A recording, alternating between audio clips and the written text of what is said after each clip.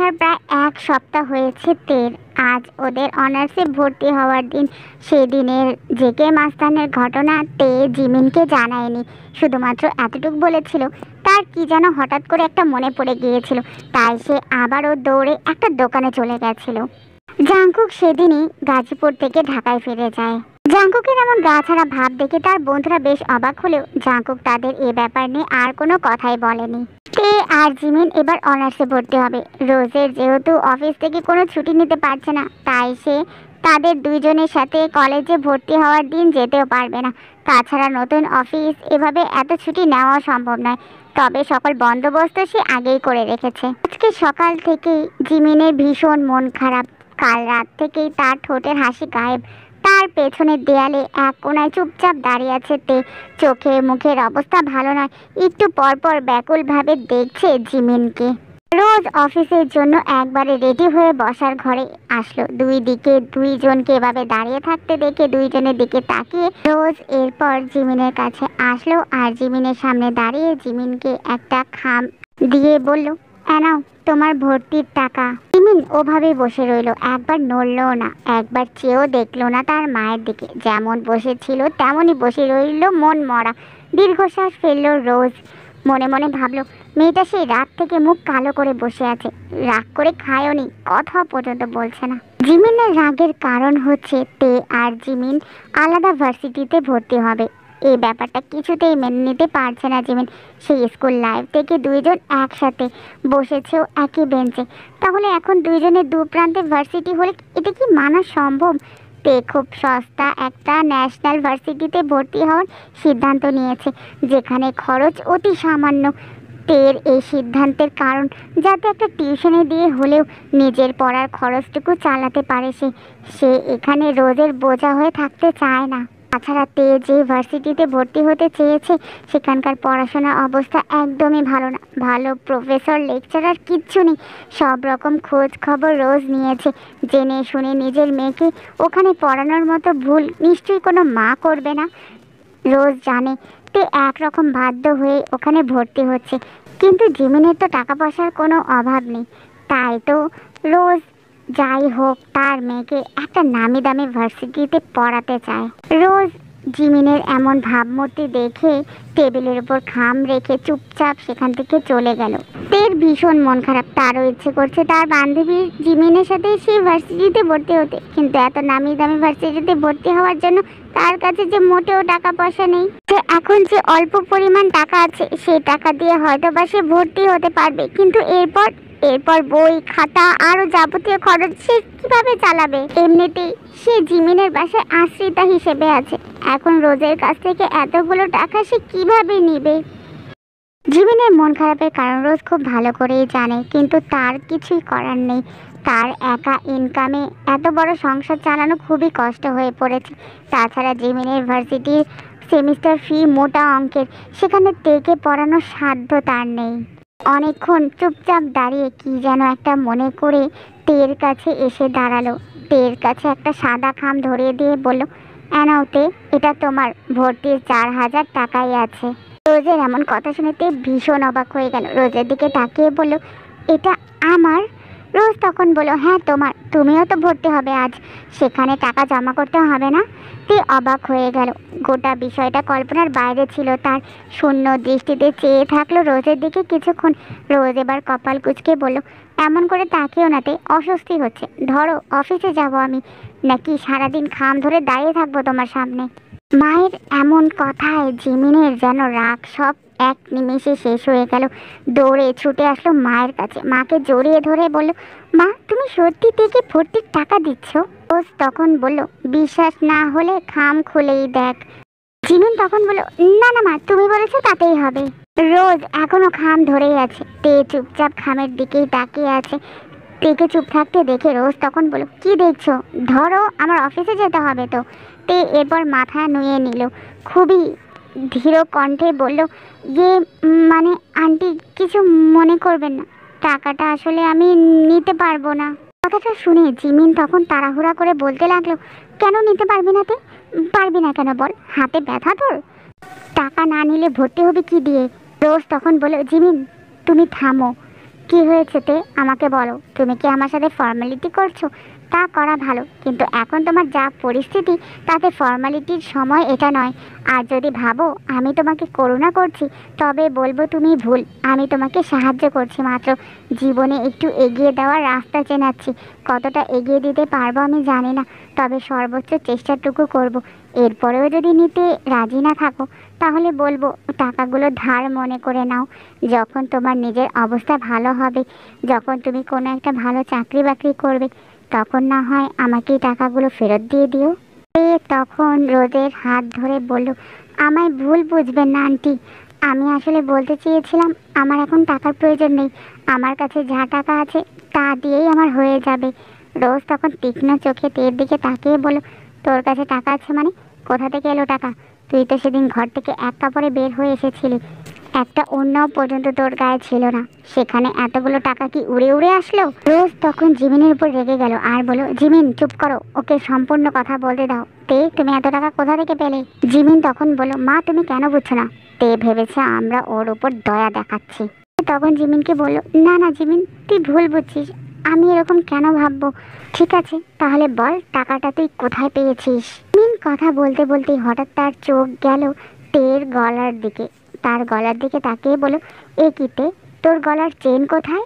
তে নিশ্চুপ চুপ করে দাঁড়িয়ে আছে। জিমিন যা বোঝার বুঝে গেল, রেগে মেগে অস্থির হয়ে বলল, তুই আমাকে বেস্ট ফ্রেন্ড বলিস কেন? আমাকে এভাবে অপমান করবি সেজন্য আমার সাহায্য নিবি না? মায়ের শেষ চিহ্ন দেওয়া চেনটাও বিক্রি করে দিয়েছিস, তাহলে বন্ধু ডাকিস কেন আমাকে? বিপদে যদি তোকে সাহায্যই করতে না পারি, তাহলে কিসের বেস্ট ফ্রেন্ড আমি তোর? তে ঝটপট করে উঠল জিমিনের রাগ থামাতে। এরপর বলল, আসলে আসলে জিমিন। রোজ তখন বলল, জিমিন তুমি একটু চুপ করো।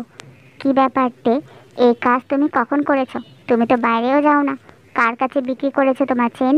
সে তখন চুপ করে মাথাটা নিচু করে নিল, আস্তে আস্তে করে বলল, উত্তরায় থাকতে করেছি, আপনাদের পাশের বাসার আন্টিটার কাছে আমার চেন বিক্রি করে দিয়েছি। জিমিন তখন রেগে বলল, খুব ভালো করেছিস, কিচ্ছু শুনবো না আমি তোর কাছ থেকে। তুই আমার সাথে কোনো দিনও কথা বলবি না, আমার নামও তুই মুখেও নিবি না। জিমিন আমার কথা বোঝার চেষ্টা কর, তুই একদম চুপ, একটা কথা বলবি না তুই আমার সাথে। রোজ তখন তের হাত ধরে বলল, ছোট থেকে দেখছি তুমি স্বভাবে অত্যন্ত নরম একটা মেয়ে, কাদামাটির মতো যাকে আছড়ে খামচে নিঃশেষ করা যায়, কিন্তু সেই নরম মেয়েটির ভেতর ভেতর আত্মসম্মান যে এত প্রবল, তা তো জানতাম না। অপরদিকে হঠাৎ রাতের বেলা জাঙ্কুককে খাবার টেবিলে দেখে সিঁড়িতেই থমকালো নামজুন। যেই ছেলে খাবার টেবিলে কখনো সবার সাথে বসেই না, সেই ছেলে কিনা আজ সবার আগে খাবার টেবিলে বসে আছে। ব্যাপারটা ভীষণ অবাক লাগলো নামজুনের। এই ছেলে রাত 12টার আগে বাসায় ফেরে না, সেই ছেলে রাত 10টায় খাবার টেবিলে বসে আছে। আজ হঠাৎ করে কি হলো এই ছেলেটার? এভাবে দাঁড়িয়ে থাকতে দেখে জাঙ্কুক তখন বলল, দাঁড়িয়ে আছো কেন বাবা ওখানে? খাবারটা কি তাহলে সিঁড়িতেই খাবে? জাঙ্কুকের এমন কথায় নড়ে চড়ে উঠল নামজুন। এরপর সিঁড়ি থেকে নেমে টেবিলের কাছে আসতেই জিন তাড়াতাড়ি করে চেয়ার টেনে নামজুনকে বসতে বলল। নবাবের ন্যায় বসলো নামজুন। জাঙ্কুক মায়ের দিকে কপাল কুঁচকে তাকালো আর বলল, ওনার তো হাত আছে, চেয়ারটা নিজেও টেনে নিতে পারতেন, তোমার দিতে হলো কেন? তুমি ওনার বউ, কোনো বেতনভুক্ত চাকর নও মা। জিন তখন জাঙ্কুককে থামিয়ে বলল, আহা চুপ কর না বাবা, কি শুরু করলি? নামজুন খাবার টেবিলে বসে বারবার জাঙ্কুকের দিকে তাকাচ্ছে। ব্যাপারটা বুঝতে পেরে জাঙ্কুক তার বাবার না তাকিয়ে বলল, কিছু কি বলবে বাবা?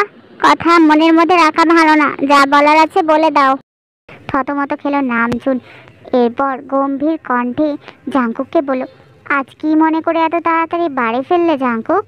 জাঙ্কুক তখন একটু হেসে বলল, কোনো মদের ক্লাব খোলা ছিল না বাবা, তাই যেতে পারিনি। রাগী চোখে জাঙ্কুকের দিকে তাকাতেই জাঙ্কুক তখন হেসে বলল, পরের লাইন তুমি বলতে, তাই তোমার কষ্ট হবে ভেবে পরের লাইনটা আমিই বলে দিলাম। জাঙ্কুকের এমন কথা শুনে নামজুন ভীষণ রেগে গেল আর বলল, তুমি দিন দিন ভীষণ বেয়াদবির সব সীমা অতিক্রম করে ফেলছো জাঙ্কুক। জাঙ্কুক গা ছাড়া ভাব রেখেই নামজুনকে বলল, জানি নিজের কথা না জানার মতো বেকুব আমি নই, আমি নিঃসন্দেহে ভীষণ বেয়াদব একটা ছেলে। আসলে ছেলে মেয়েদের আদব শেখাতে হলে তাদের বাবাদেরও বাসায় সময় দিতে হয়।